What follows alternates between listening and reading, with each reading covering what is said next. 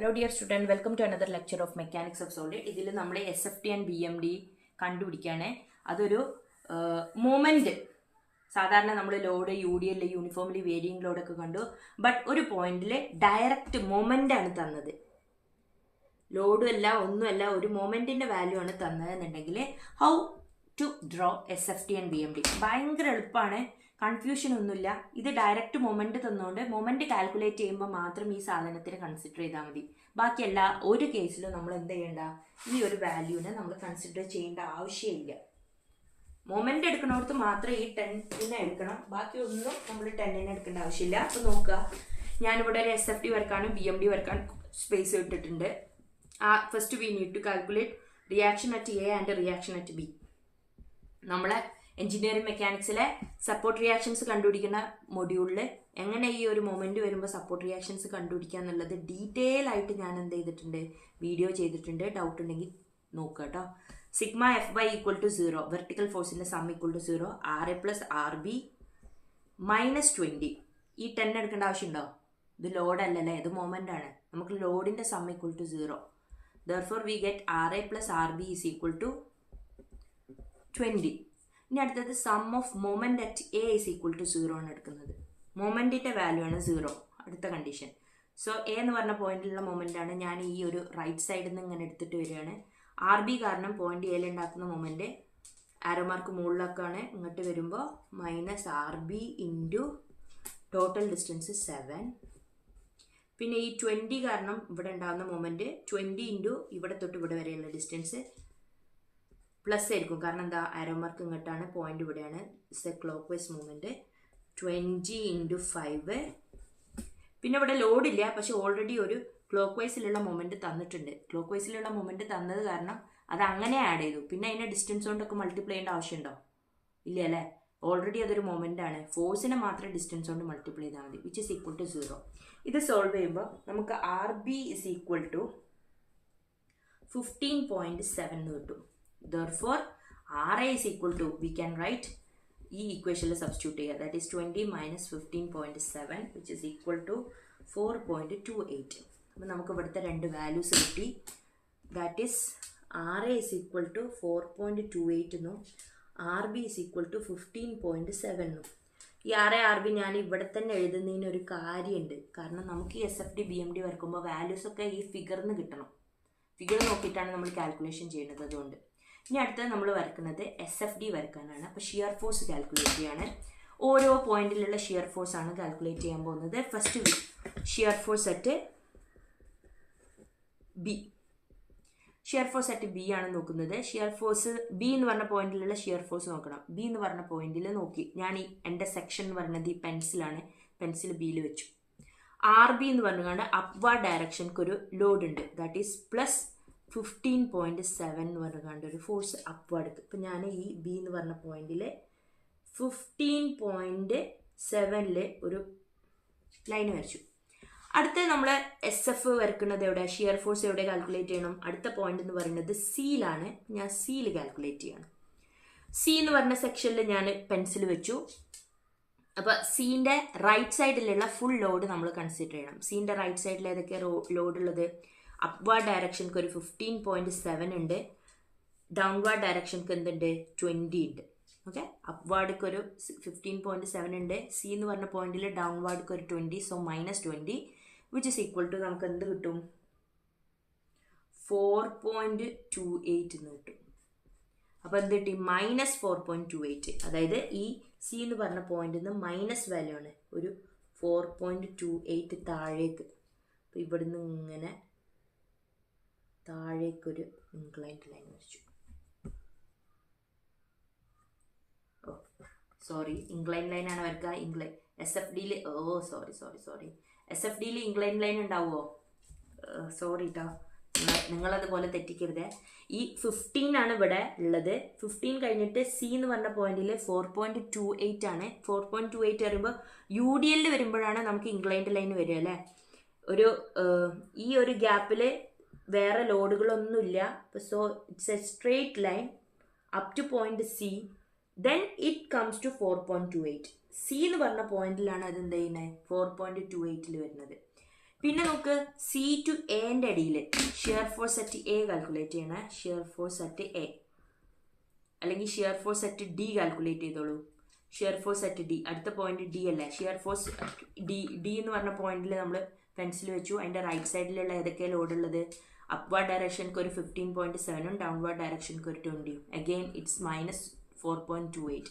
അപ്പോൾ ഇവിടെ എത്തുമ്പോഴും അതിൻ്റെ വാല്യൂ എന്താണ്? 4.28 ആണ്. ഒരു ചേഞ്ചും ഇല്ല. ഇനി അടുത്തത് up to shear force at A നോക്കാം നമുക്ക്. എയിൽ ഞാൻ ഈ പറഞ്ഞ പോലെ സെക്ഷൻ കൺസിഡർ ചെയ്തു. റൈറ്റ് സൈഡിലുള്ള ഫുൾ ലോഡ് എടുത്തു. മുകളിലേക്ക് 15.7, താഴേക്ക് 20, പിന്നെ മുകളിലേക്ക് ഒരു 4.28 plus 4.28. Total is equal to 0. അതായത് പോയിന്റ് എ എത്തുമ്പോൾ തന്നെ 0 ആയി. എങ്ങനെ 0 ആയി? ഇവിടെ വരെ യൂണിഫോം ആയിട്ട് ഒരു ചേഞ്ചും ഇല്ലാതെ വന്നു. ഇവിടെ എത്തിയപ്പോൾ അത് 4.28ലേക്ക് കയറി. ഈ SFD എടുക്കുമ്പോൾ നമുക്ക് ഈ 10 kN എടുക്കേണ്ട ആവശ്യമുണ്ടോ? ഇല്ല അല്ലേ. കാരണം എന്താ? ഇതൊരു മൊമെന്റ് ആണ്. ഷിയർ ഫോഴ്സ് എന്ന് പറയുന്നത് എന്താ? സം ഓഫ് ഫോഴ്സസ് ആണ്. ഫോഴ്സിന്റെ മാത്രം സമ്മാണ് അവിടെ നമ്മൾ മൊമെന്റ് കാൽക്കുലേറ്റ് ചെയ്യേണ്ട ഓരോ പോയിന്റിലും. ഓക്കെ, എനിക്ക് കൺഫ്യൂഷൻ ആയ പോലെ നിങ്ങൾക്ക് കൺഫ്യൂഷൻ ആവരുത്. ഞാൻ സാധാരണ ഇങ്ങനൊരു ടാബുലാർ കോളം വെച്ചിട്ടാണ് ഇത് പഠിക്കല്. എന്ത് പഠിക്കല്? ഏതൊക്കെ ലൈനുകളാണ് കണക്ട് ചെയ്യണതെന്ന്. നമ്മൾ ലോഡ് SFD BMDയിലുള്ള ലൈനുകളാണ്. യൂണിറ്റ് ലോഡാണ് വരുന്നതെന്നുണ്ടെങ്കിൽ SFDയിൽ ഹൊറിസോണ്ടൽ ലൈനുകളാണ് വരിക. അപ്പം ഞാനിവിടെ കൺഫ്യൂഷൻ ആയ പോലെ സ്ട്രെയിറ്റ് ലൈനുകളാണ് വരുള്ളൂ SFDയിൽ യൂണിറ്റ് ലോഡ് വരുമ്പോൾ. പക്ഷേ BMDയിൽ സ്ട്രെയിറ്റ് ലൈൻ അല്ല വരിക, ഇൻക്ലൈൻ ലൈൻ ആയിരിക്കും വരിക യൂണിറ്റ് ലോഡ് ആകുമ്പോൾ. യൂണിഫോംലി ഡിസ്ട്രിബ്യൂട്ടഡ് ലോഡ്, ഇങ്ങനെയുള്ള യൂണിഫോംലി ഡിസ്ട്രിബ്യൂട്ടഡ് ലോഡാണ് വരുന്നതെന്നുണ്ടെങ്കിൽ SFDയിൽ തന്നെ അത് ഇൻക്ലൈൻ ലൈൻ ആയിരിക്കും. BMD ആകുമ്പോഴത്തേന് അത് പാരാബോളിക് ലൈനായി മാറും. UVL ഈ ഷേപ്പിലുള്ള ലോഡുകളാണ് വരുന്നതെന്നുണ്ടെങ്കിൽ SFDയിൽ അത് പാരാബോളിക് ആയിരിക്കും. BMD എത്തുമ്പോഴത്തേന് അതെന്തായി? ക്യൂബിക് പരാബോളായി മാറും. ഈ ഒരു ടാബുലാർ കോളം നിങ്ങൾ അറിഞ്ഞിരിക്കുക, ഒന്ന് ഓർത്ത് വെക്കുക, ഒന്ന് കൺഫ്യൂഷൻ ആവരുത് കേട്ടോ, ഞാൻ വരച്ച പോലെ തന്നെ. ഇനി അടുത്തത് ബെൻഡിങ് മൊമെന്റ് ഡയഗ്രാമാണ് വരയ്ക്കുന്നത്. That is bending moment. ഓരോ പോയിന്റിലുള്ള ബെൻഡിങ് മൊമെന്റ് കാൽക്കുലേറ്റ് ചെയ്യാൻ പോവാണ്. First point B, bending moment at B എന്ന് പറഞ്ഞ പോയിന്റിൽ ഞാൻ സെക്ഷൻ വെച്ചു. അവിടെ ആകെ ഉള്ള ഒരു ലോഡ് എന്ന് പറയുന്നത് എന്താ? RB 15.7 ആണ്. ആ പോയിന്റിൽ തന്നെ ഉണ്ടാക്കുന്ന മൊമെന്റ് എന്ന് പറയുന്നത് എപ്പോഴും എന്തായിരിക്കും? 0. അപ്പോൾ ഈ എൻഡ് 0. പിന്നെ എന്ത് പറഞ്ഞാലും സിംപ്ലി സപ്പോർട്ടഡിന്റെ രണ്ട് എൻഡിലും മൊമെന്റ് എപ്പോഴും 0 ആയിരിക്കും. എങ്ങനെ വന്നാലും സിംപ്ലി സപ്പോർട്ടഡ് ബീമിന്റെ രണ്ട് എൻഡിലും മൊമെന്റിന്റെ വാല്യൂ 0 ആയിരിക്കും. കാൽക്കുലേറ്റ് ചെയ്ത് കണ്ടുപിടിക്കണം എന്നില്ല. ഇനി അടുത്തത് bending moment at C calculate ചെയ്യാം.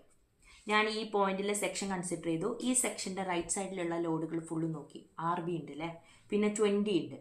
RB കാരണം പോയിന്റ് സിയിൽ ഉണ്ടാക്കുന്ന മൊമെന്റ് എന്ന് പറയുന്നത് -RBന്റെ value 15.7 -15.7 into distance, that is into 2. പിന്നുള്ളത് 20 ആണ്. 20 പോയിന്റ് സിയിൽ തന്നെ ഉണ്ടാക്കുക എന്താ വരിക? 20 വേണമെങ്കിൽ എടുത്താൽ മതി. 20 × 0, ആ ടൈം എന്തായാലും 0 ആയിപ്പോവും. Which is equal to -15.7 into 2 എന്ന് പറയുന്നത് എത്രയാ? 31.7. അപ്പോൾ ഈ പോയിന്റിൽ വാല്യൂ എന്ന് പറയുന്നത് 31.7 ആണ്. ഞാൻ പറഞ്ഞിട്ടുണ്ട് ഇതിൻ്റെ ഇടയിൽ ഒന്നുമില്ലല്ലേ, യൂണിറ്റ് ലോഡ് ഉള്ളൂ. So it will be unit ലോഡാണ്. അതിൻ്റെ ബെൻഡിങ് മൊമെന്റ് ഡയഗ്രാം ഒരു ഇൻക്ലൈൻഡ് ലൈൻ ആയിരിക്കും. ഇവിടെ തൊട്ട് ഇവിടെ വരെ അതെന്തായിരിക്കും? ഒരു ഇൻക്ലൈൻഡ് ലൈൻ ആയിരിക്കും. Okay, bending moment at C കഴിഞ്ഞു. ഇനി അടുത്ത എന്താ? ഡി എന്ന് പറഞ്ഞ പോയിന്റിൽ, ഇവിടെ സി കഴിഞ്ഞു. ഇനി ഡി എന്ന് പറഞ്ഞ പോയിന്റിൽ ബെൻഡിങ് മൊമെന്റ് അറ്റ് ഡി. ഞാൻ ഡി എന്ന് പറഞ്ഞ പോയിന്റിൽ ഇത് വെച്ചു. മൊമെന്റ് കാൽക്കുലേറ്റ് ചെയ്യാണ്. ദാറ്റ് ഈസ് -RB ഇൻറ്റു, അതായത് 15.7 ഇൻറ്റു ഈ സെക്ഷൻ വരെയുള്ള ഡിസ്റ്റൻസ്, ദാറ്റ് ഈസ് 4 -15.7 ഇൻറ്റു 4, പിന്നെ 20, അത് +20 ഇൻറ്റു 20 തൊട്ട് ഇവിടെ വരെയുള്ള distance 20 into 2, which is equal to എത്ര വരിക? 22.8. ഇവിടെ എത്തിയപ്പോത്തിന് അതെന്തായി? 31.7 ഉള്ളത് ഇവിടെ എത്തിയപ്പോത്തിന് 22.8 ആയി. ഇവിടുന്ന് ഇവിടെ വരെ എന്താ? ഗ്യാപ്പിലൊന്നുമില്ല, യൂണിറ്റ് ലോഡ് മാത്രമേ ഉള്ളൂ. Say again A straight inclined line. Bending moment at D എത്തുമ്പോഴേക്കും അതിന്റെ വാല്യൂ എന്തായി 22.8 ആയി. ബെൻഡിങ് മൊമെന്റ് അറ്റ് ഡിയിൽ തന്നെ എന്തുകൂടെ ഉണ്ട്, ഒരു 10 kN എന്ന് പറഞ്ഞുകൊണ്ട് ഓൾറെഡി ഒരു മൊമെന്റ് ഉണ്ട്. സോ ഒരു പ്രാവശ്യം ബെൻഡിങ് മൊമെന്റ് അറ്റ് ഡി കണ്ടുപിടിച്ചു, again bending moment at D കണ്ടുപിടിച്ചു. ബെൻഡിങ് മൊമെന്റിലേക്ക് എത്തുമ്പോഴേക്കാണ് 22.8 ആയത്. ബെൻഡിങ് മൊമെന്റ് അറ്റ് ഡിയിൽ എത്തിക്കഴിഞ്ഞാൽ അതിന്റെ വാല്യൂ എന്തായി, ഈ 22.8, that is -15.7 into 4 plus 20 into 2, ഇവിടുന്ന് ഇത്രയും വരെ വന്നു. പിന്നെ അഗെയിൻ ഒരു പ്ലസ് ആണ് clock vice, plus 10 which is equal to -22.8. അപ്പോൾ ഇതെന്ത് വന്നു, -12.8. ഇവിടെ എത്തുമ്പോൾ ഈ പോയിന്റിൽ തന്നെ, ഈ ഡി എന്ന് പറഞ്ഞ പോയിന്റിൽ തന്നെ സെയിം ഒരു വാല്യൂ കൂടി വരും, ദാറ്റ് ഈസ് 12.8. പിന്നെ നമ്മൾ പറഞ്ഞു ഈ പോയിന്റ് എയിലാണെങ്കിലും ബിയിലാണെങ്കിലും മൊമെന്റിന്റെ വാല്യൂ എന്തായിരിക്കും, 0 ആയിരിക്കും. കാരണം എന്താ, ഒരു സിംപ്ലി സപ്പോർട്ടഡ് ബീമിന്റെ, ഒരു സിംപ്ലി സപ്പോർട്ടഡ് ആയിട്ടുള്ള ഈ രണ്ട് സൈഡിൽ സിംപ്ലി സപ്പോർട്ടഡ് ബീമിന്റെ എയിലും ബിയിലും വാല്യൂ എപ്പോഴും 0 ആയിരിക്കും. നിങ്ങൾക്ക് സംശയം ഉണ്ടെന്നുണ്ടെങ്കിൽ ബെൻഡിങ് മൊമെന്റ് അറ്റ് എ കണ്ടുപിടിക്കാം, 0 ആയിരിക്കും കിട്ടുക. എങ്ങനെ ബെൻഡിങ് മൊമെന്റ് അറ്റ് എ കണ്ടുപിടിക്കാൻ വേണമെങ്കിൽ നമുക്ക് നോക്കാം. പോയിന്റ് എയിലെ ആ സെക്ഷൻ കണ്ടുപിടിച്ചു, ഇവിടുന്ന് ഇങ്ങോട്ടുള്ള മൊമെന്റ് എടുക്കുകയാണ്, ദാറ്റ് ഈസ് -15.7 ഇൻറ്റു ഈ ഡിസ്റ്റൻസ് എന്ന് പറയുന്നത് ഇൻറ്റു 7 പ്ലസ് 20 ഇൻറ്റു 5 പിന്നെ പ്ലസ് 10. ഇത് ചെയ്യുമ്പോൾ നമുക്ക് വാല്യൂ 0 ആയിരിക്കും കിട്ടുക. Hope you all understand. This is SFD, this is BMD. പിന്നെ ഇവിടെയൊക്കെ മൈനസ് വാല്യൂ, ഇവിടെ -31.7, -22.8, -12.8 കിട്ടിയിട്ട് എന്തുകൊണ്ടാണ് ഈ ലൈനിന്റെ മുകളിലേക്ക് വരച്ചു എന്ന് ആർക്കെങ്കിലും ഡൗട്ട് ഉണ്ടോ? താഴേക്കല്ല വരക്കേണ്ടതെന്ന്. ഇവിടെ കിട്ടുന്ന മൊമെന്റിന്റെ വാല്യൂ അനുസരിച്ചല്ല മുകളിലേക്കാണോ താഴേക്കാണോ എന്ന് നിശ്ചയിക്കുന്നത്. ഇവിടെ ബീമിനെ അനുസരിച്ചാണ് SFD അല്ല BMDന്റെ ഫിഗർ നമ്മളെ മെയിൻ ബേസ് ലൈനിൽ നിന്ന് മുകളിലേക്കാണോ ബേസ് ലൈനിൽ നിന്ന് താഴേക്കാണോ എന്ന് നിശ്ചയിക്കുന്നത്. എങ്ങനെ? അതായത് സിംപ്ലി സപ്പോർട്ടഡ് ബീം ഉണ്ടല്ലോ, സിംപ്ലി സപ്പോർട്ടഡ് ബീം, ഇങ്ങനെയുള്ള സിംപ്ലി സപ്പോർട്ടഡ് ബീമിന്റെ ഡിഫ്ലക്ഷൻ എന്ന് പറയുന്നത് ഇങ്ങനെയായിരിക്കും. അതായത് ഈ ഒരു ഷേപ്പിലായിരിക്കും ഡിഫ്ലക്ഷൻ. ഇതിനെ നമ്മൾ സാഗിങ് എന്നാണ് പറയുന്നത്. സാഗിങ് എപ്പോഴും പോസിറ്റീവ് ആയിരിക്കും. അതായത് ഈ ബെൻഡ് ചെയ്യുന്ന ഈ ഒരു ഫിഗർ സ്മൈലിൻ്റെ ഫേസ് ആണ്, സ്മൈലി. അതായത് എപ്പോഴും പോസിറ്റീവായിട്ടായിരിക്കും നിൽക്കുക. അപ്പോൾ അതിൻ്റെ വാല്യൂ, അതിൻ്റെ ഫിഗർ ഫുള്ളും മുകളിലായിരിക്കും വരക്കുക. ഇനി എപ്പോഴാണ് നെഗറ്റീവ് ആവുക? നമ്മൾ ക്യാൻഡിലിവർ ബീമിൻ്റെ കേസ് പഠിക്കുമ്പോൾ, ക്യാൻഡിലിവർ ഇങ്ങനെയാണ് അല്ലേ, അതിൻ്റെ ബെൻഡിങ് എപ്പോഴും എങ്ങോട്ടാണ് വരിക? ഇങ്ങനെയാണ് വരിക, താഴേക്കാണത് ഇങ്ങനെയാണ് ബെൻഡ് ചെയ്യുക. അതായത് ഇങ്ങനെ ഒരു സാഡ് ഫേസ് പോലെ. സാഡ് ഫേസിന് എപ്പോഴും നെഗറ്റീവ് സൈൻ ആയിരിക്കും. അതായത് നമ്മൾ ക്യാൻഡിലിവർ ബീമിൻ്റെ BMD വരക്കുന്ന കേസിൽ എപ്പോഴും നമ്മൾ ബേസ് ലൈനിൻ്റെ താഴേക്കാണ് ബെൻഡിങ് മൊമെൻ്റ് ഡയഗ്രം വരയ്ക്കുക. ഇതാണ് ബേസ് ലൈൻ എന്നുണ്ടെങ്കിൽ അതിൻ്റെ താഴേക്കാണ് ബെൻഡിങ് മൊമെൻ്റ്. ഇതിൻ്റെ പേരാണ് ഹോഗി. Thank you.